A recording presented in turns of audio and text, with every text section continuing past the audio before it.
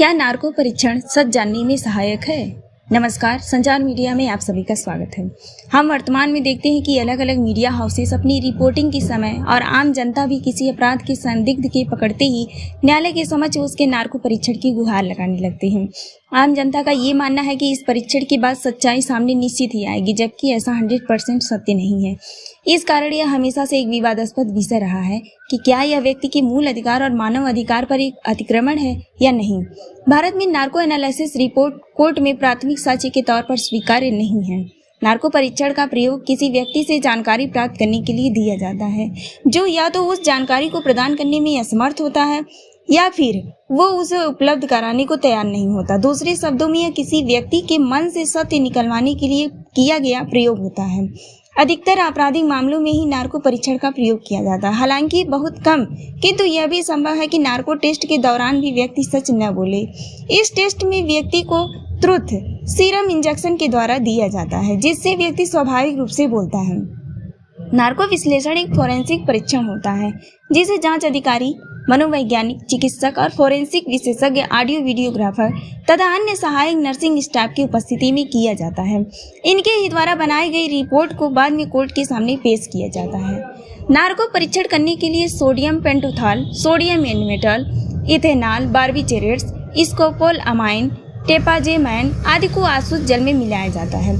परीक्षण के दौरान व्यक्ति को सोडियम पेंटोथॉल का इंजेक्शन लगाया जाता है। व्यक्ति को दवा की मात्रा उसकी आयु, जेंडर, स्वास्थ्य और शारीरिक परिस्थिति के आधार पर दी जाती है। यदि परीक्षण के दौरान अधिक मात्रा दे दी जाए तो वह कोमा में भी जा सकता है या फिर उसकी मृत्यु भी हो सकती है। परीक्षण में प्रश्नों के उत्तर देते हुए पूरी तरह से व्यक्ति होश में नहीं होता और इसी कारण से वह प्रश्नों के सही उत्तर देता है, क्योंकि वह उत्तरों को घुमा फिराकर देने की स्थिति में नहीं होता है। इस ड्रग के प्रभाव में न केवल वह अर्ध बेहोशी की हालत में चला जाता है, बल्कि उसकी तार्किक बुद्धि भी कार्यशील नहीं रहती है।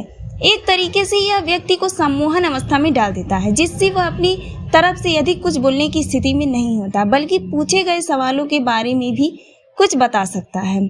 विशेषज्ञों का मानना है कि नार्को टेस्ट में व्यक्ति हमेशा सच ही कहे, इसकी कोई गारंटी नहीं होती है। सच की मात्रा कम भी हो सकती है। नार्को परीक्षण के अलावा सच उगलवाने के लिए पॉलीग्राफ, लाई डिटेक्टर टेस्ट और ब्रेन मैपिंग टेस्ट किया जाता है। पॉलीग्राफ टेस्ट शारीरिक जांच का दूसरा रूप है, लेकिन इस टेस्ट में व्यक्ति के शरीर में कोई पदार्थ इंजेक्ट नहीं किया जाता है। इसके बजाय रक्तचाप, नाड़ी की दर, श्वास, पसीने की ग्रंथियों और रक्त प्रवाह को मापने के लिए उपकरण व्यक्ति से जुड़े होते हैं। इसके बाद उन्हें कुछ सवालों के जवाब देने होंगे। व्यक्ति झूठ बोल रहा है या सच, इसकी गणना के लिए प्रत्येक प्रतिक्रिया को एक संख्यात्मक मान दिया जाता है। देखा गया है कि नार्को टेस्ट के परिणाम स्वरूप व्यक्ति की मानसिक और शारीरिक क्षमता पर तमाम तरह के मनोवैज्ञानिक दुष्प्रभाव भी पड़ते हैं। इस टेस्ट के बाद व्यक्ति को चिंता, स्ट्रेस और चिड़चिड़ापन जैसी समस्याएं भी हो सकती हैं। कुछ मामलों में नार्को टेस्ट के बाद लंबे समय तक एंजाइटी, कमजोर याददाश्त भी रिपोर्ट हुई है, हालांकि इसका कोई चिकित्सीय प्रमाण नहीं है। इसलिए इस टेस्ट को करने से पहले कोर्ट और संबंधित एजेंसी से पूर्व आज्ञा लेना अति आवश्यक हो जाता है। भारतीय संविधान में व्यक्तियों को कुछ मूल अधिकार प्रदान किए गए हैं, जो व्यक्ति के जीवन जीने में आवश्यक हैं, जिसमें अनुच्छेद 20(3) के अंतर्गत आत्मदोषारोपण, सेल्फ इंक्रिमिनेशन से व्यक्ति को संरक्षण प्रदान किया गया है, और वहीं अनुच्छेद 21 में व्यक्ति के गरिमापूर्ण जीवन जीने के अधिकार को प्राथमिकता दी गई है। संविधान के अनुच्छेद 20(3) के तहत किसी भी अपराध के आरोपी व्यक्ति को अपने खिलाफ गवाह बनाने के लिए मजबूर नहीं किया जा सकता है, अर्थात इसका संरक्षण उसी व्यक्ति को मिल सकता है जो किसी अपराध का अभियुक्त हो। ऐसे अभियुक्त पर स्वयं के विरुद्ध साक्ष्य देने को बाध्य किया गया हो और अंतिम साक्ष्य उसी अपराध के संबंध में मांगा गया हो जिसका उस पर आरोप हो। इससे स्पष्ट होता है कि किसी भी अभियुक्त को अपने ही विरुद्ध पुलिस और न्यायालय के समक्ष साक्ष्य देने के लिए बाध्य नहीं किया जा सकता। यह हर व्यक्ति या अपराधी को मिलने वाला एक मूल अधिकार है, जिसका राज्य या प्रशासनिक तंत्र के द्वारा उल्लंघन किया जाना स्वीकार्य नहीं है। यदि हम नार्को परीक्षण की मूल अंतर वस्तु को समझें तो प्रतीत होता है कि इस व्यक्ति को इंजेक्ट करके उससे स्वयं अपराध के संबंध में सब उगलवाया जाता है। साथ ही यह व्यक्ति के निजी ज्ञान को उजागर करने के लिए बाध्य करता है।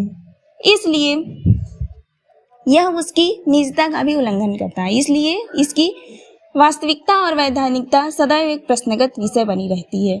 इसके उपरांत भी भारत में प्रतिबंधित नहीं होने के कारण इसका प्रयोग एक अभ्यास के तौर पर किया जाता रहा है।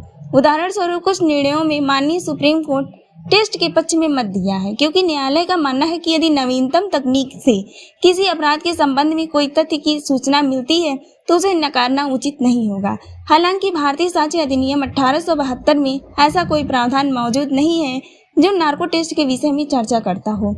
तदुपरांत ऐसे तकनीकी परीक्षणों को विधिक प्रावधानों से दूर रखना उचित नहीं है।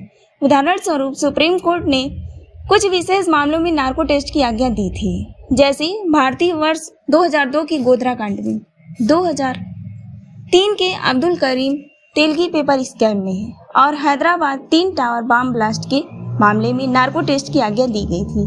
वहीं रोजो जॉर्ज बनाम पुलिस अधीक्षक के मामले में नार्को एनालिसिस टेस्ट की अनुमति देते हुए कोर्ट ने कहा कि वर्तमान समय में अपराधी अपराध करने के लिए बहुत परिष्कृत और आधुनिक तकनीकों का इस्तेमाल करने लगे हैं। इसलिए अपराधियों से पूछताछ और जांच का पारंपरिक तरीका समाधान के लिए सफल नहीं होगा और इसके लिए पॉलीग्राफ, ब्रेन मैपिंग और नार्को एनालिसिस जैसी कुछ नई तकनीकों का इस्तेमाल करने की जरूरत है। केंद्र सरकार को नार्को विश्लेषण पर एक स्पष्ट नीति बनानी चाहिए, क्योंकि व्यक्तिगत स्वतंत्रता और एक स्वच्छ आपराधिक न्याय प्रणाली के प्रति भारत की प्रतिबद्धता दांव पर है। ऐसे महत्वपूर्ण वीडियो को देखने के लिए वीडियो को लाइक एवं चैनल को सब्सक्राइब करना ना भूलें। धन्यवाद।